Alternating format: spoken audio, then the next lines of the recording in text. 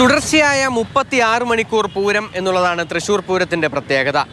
എന്നാൽ പുതിയ മാർഗനിർദ്ദേശങ്ങൾ പ്രകാരം രാവിലെ 9 മണിക്കും വൈകുന്നേരം 5 മണിക്കും ഇടയിൽ ആന എഴുന്നള്ളിപ്പ് പാടില്ല. അതുമാത്രമല്ല, ഇത് പൊതുനിരത്തുകളിലൂടെ പാടില്ല എന്നുള്ളതും മറ്റൊരു മാനദണ്ഡമാണ്. അങ്ങനെയെങ്കിൽ തൃശ്ശൂർ പൂരം നടത്താനേ പറ്റില്ല എന്നുള്ളതാണ് സംഘാടകർ പറയുന്നത്. തൃശ്ശൂർ പൂരത്തിന് ആനകളെ ട്രീറ്റ് ചെയ്യുന്ന രീതി അത് വേറെയാണല്ലോ. അത് എന്തൊക്കെയാണ് നമ്മളിവിടെ ആനകൾക്ക് വേണ്ടി ചെയ്യാറുള്ളത്? മഠത്തിൽ വരവ് 11:30 മണിക്കാണ് തുടങ്ങുന്നത് തിരുവമ്പാടിയുടെ. അവിടെ നമ്മൾ പന്തൽ കെട്ടിയിട്ടാണ് ആന അവിടെ നിൽക്കുന്നത്. അത് കഴിഞ്ഞാൽ അവിടെ നിന്ന് നടന്ന് ഈ സ്വരാജ് റൗണ്ടിൽ കയറുമ്പോൾ അവിടെ പന്തലുണ്ട്, നടുവിലാലെത്തുമ്പോൾ അവിടെ പന്തലുണ്ട്, ദേവസ്വം ഓഫീസിൻ്റെ മുന്നിൽ പന്തലുണ്ട്, അതേപോലെ നാക്കിനാലിൽ പന്തൽ കെട്ടും. പാർമേക്കാവ് ദേവസ്വക്കാരും അവരുടേതായ ആനകൾ വരുമ്പോൾ ആ വരുന്ന വഴിയിൽ എവിടെയാണോ ആന നിൽക്കുന്നത് അവിടെ പന്തൽ കെട്ടിയിട്ടാണ്.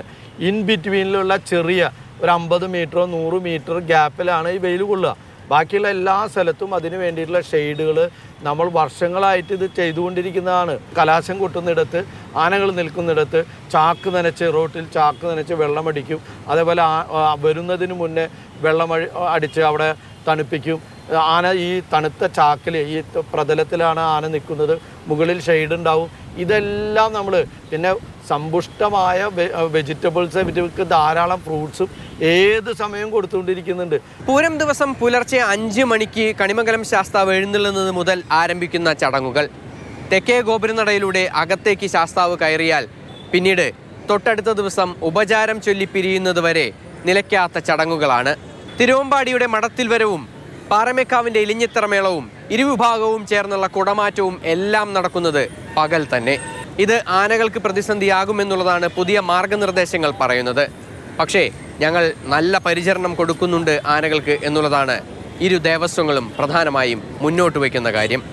അങ്ങനെ നോക്കുകയാണെങ്കിൽ 100, 200, 300 ആന വേണ്ടി വരും തൃശ്ശൂർ പൂരം.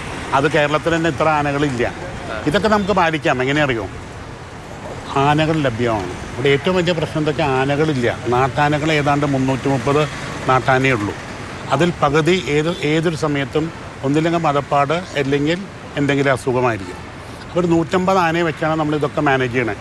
തൃശ്ശൂർ പൂരത്തിന് മാത്രം 100 ആനകൾ മിനിമം വേണം ഈ ഒരു കണ്ടീഷൻ നടത്താൻ. ആ പുതിയ നിയമങ്ങളിൽ വെച്ചാണെങ്കിൽ ചിലപ്പോൾ 300, 400 ആനകൾ വേണം. അതിവിടെ ലഭ്യമല്ല. ഉത്സവങ്ങളുടെ നടത്തിപ്പുകാരെയോ സർക്കാരിനെയോ കേൾക്കാതെയുള്ളൊരു തീരുമാനം. അത് നമ്മുടെ നാട്ടിലെ പൈതൃകവും സംസ്കാരവും തകർക്കുമോ എന്ന ചോദ്യമാണ് ഇവിടെ ഉയരുന്നത്. ജോയ്സിയാറിനൊപ്പം MS ലിഷോയ്, മാതൃഭൂമി ന്യൂസ്, തൃശ്ശൂർ.